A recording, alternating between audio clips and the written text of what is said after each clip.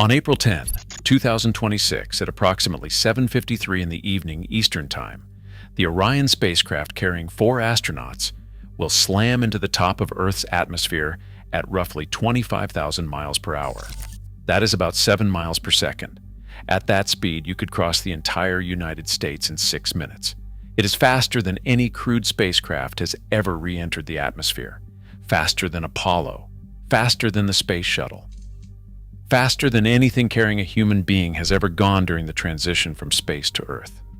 From the moment the first wisps of atmosphere begin to drag against the capsule to the moment the parachutes bring it to rest in the Pacific Ocean, approximately 16 minutes will pass. Those 16 minutes are the entire reason the mission exists.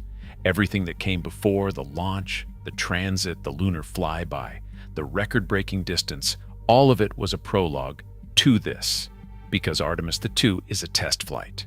And the thing it is testing more than anything else is whether 4 human beings can survive coming home from the moon. The sequence begins hours before the crew touches the atmosphere. On the morning of April 10th, the final day of the mission, Reed Wiseman, Victor Glover, Christina Koch, and Jeremy Hansen will begin preparing the cabin for re-entry. Loose equipment will be locked down. Seats will be repositioned. The crew will put on orthostatic intolerance garments, compression suits designed to prevent blood from pooling in their legs after 10 days of weightlessness, which could cause dizziness or blackouts at the worst possible time. Over those garments, they will pull on their Orion Crew Survival System suits, the orange pressure suits they wore at launch. These suits are their last layer of protection if the capsule depressurizes during re-entry. Then they will strap into their seats and wait. About 5 hours before re-entry, Orion will perform its final return trajectory correction burn, a brief engine firing that nudges the spacecraft onto the precise heading it needs to hit a very specific patch of atmosphere at a very specific angle. The margin here is narrow. If the capsule comes in too steep, the deceleration forces will exceed what the human body can survive. If it comes in too shallow, the capsule will skip off the atmosphere like a stone off water and fly back into space on a trajectory that may not bring it home again. The entry corridor, the band of acceptable angles, is measured in fractions of a degree. Orion's flight computers have been calculating this approach for days, refining it with 3 trajectory correction burns during the return from the moon. By the time the crew reaches the atmosphere, the math has been checked and rechecked thousands of times. At approximately 400,000 feet above Earth, roughly 75 miles up, the European service module separates from the crew module. This is an irreversible step. The service module, built by Airbus for the European Space Agency, has provided propulsion, thermal control, and electrical power for the entire mission. Once it separates, it follows its own trajectory into the atmosphere and burns up. The crew module is now alone. No engine, no solar panels, no power source except internal batteries.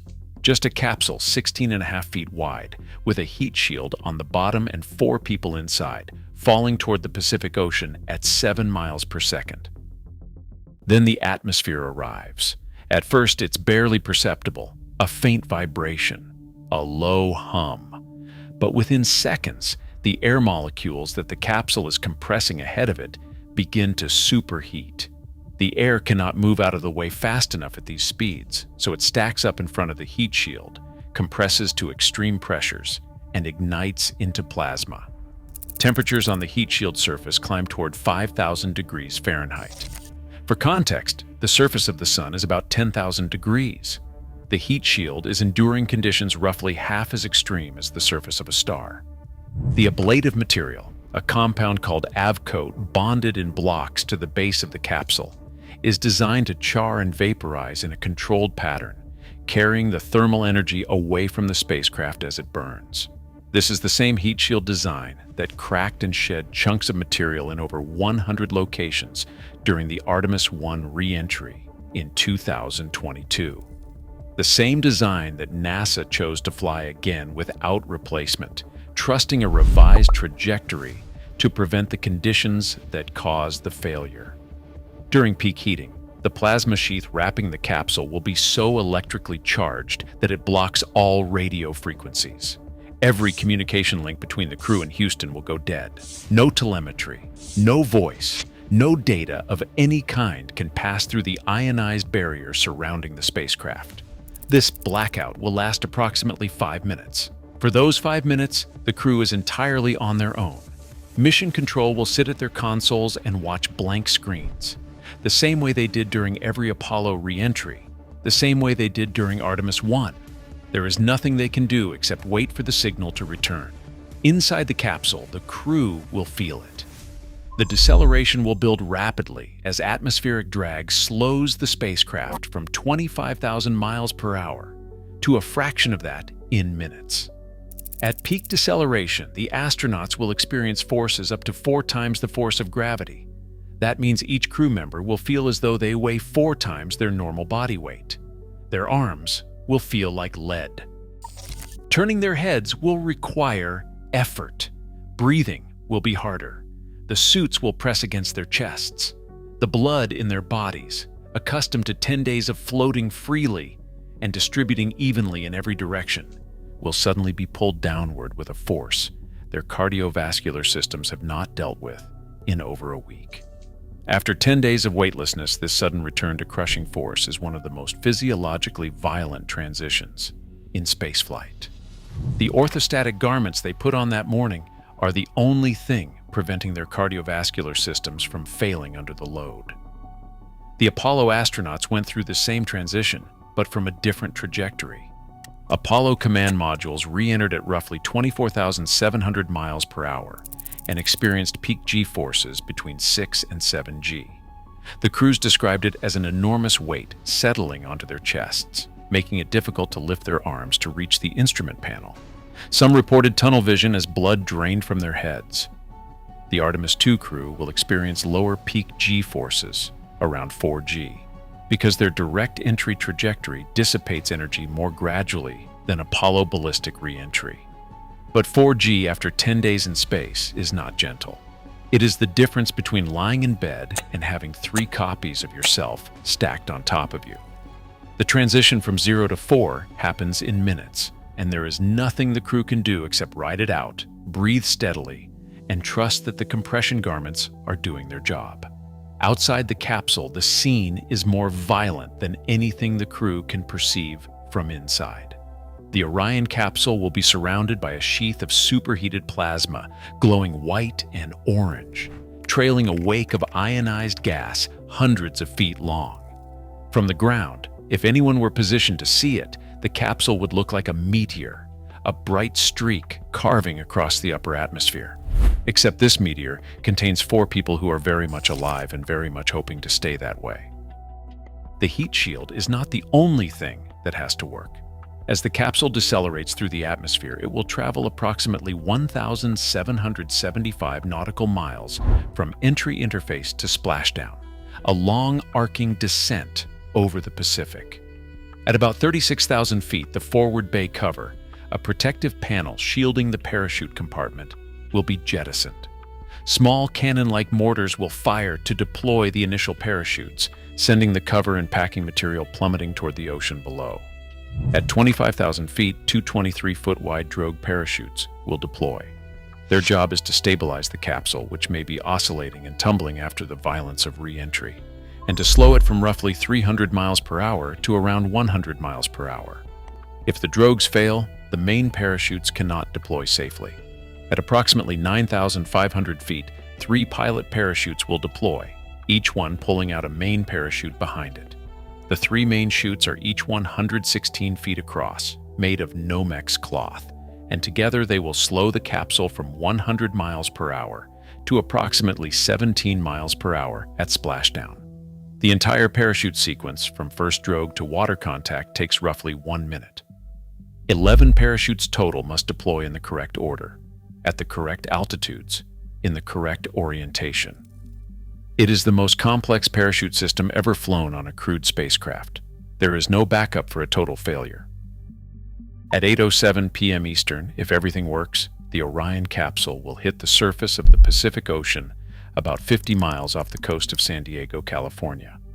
The crew will feel the impact, a hard jolt after the slow descent under the mains. Airbags will inflate around the capsule to flip it upright if it lands on its side or upside down, a feature Apollo did not have. Recovery teams from the USS John P. Murtha, which left Naval Base San Diego days earlier and has been waiting at the splashdown site, will approach the capsule. Helicopters with special imaging equipment will track the descent from the air.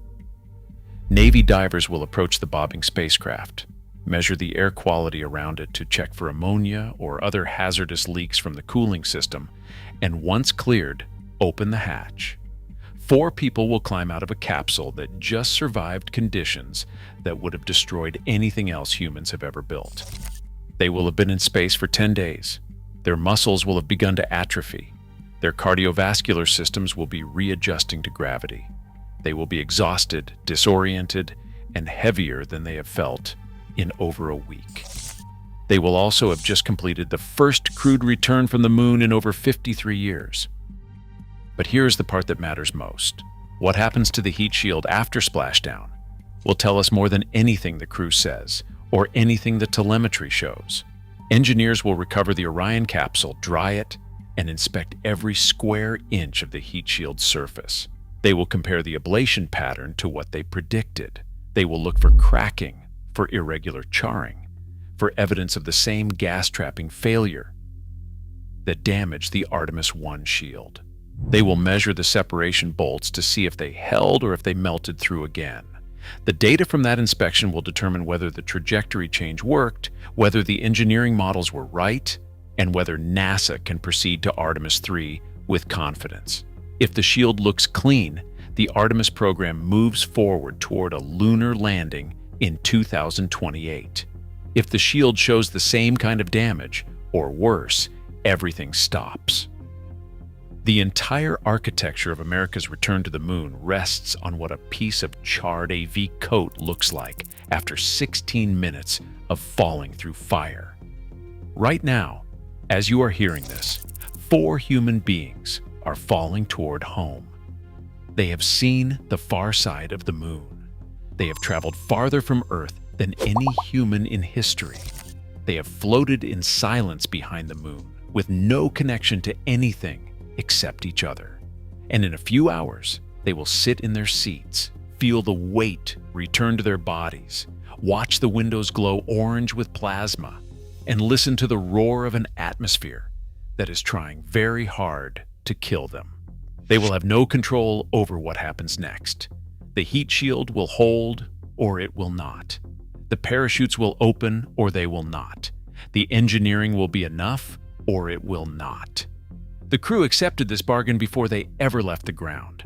They accepted it knowing the history, knowing the risks, knowing that the margin between a perfect splashdown and a catastrophic failure is thinner than most people will ever understand. That is what it costs to come home from the moon. It has always cost exactly this much. The price has not changed since Apollo, only the people willing to pay it. If you want to keep exploring what the universe is really doing, subscribe. I will see you in the next one.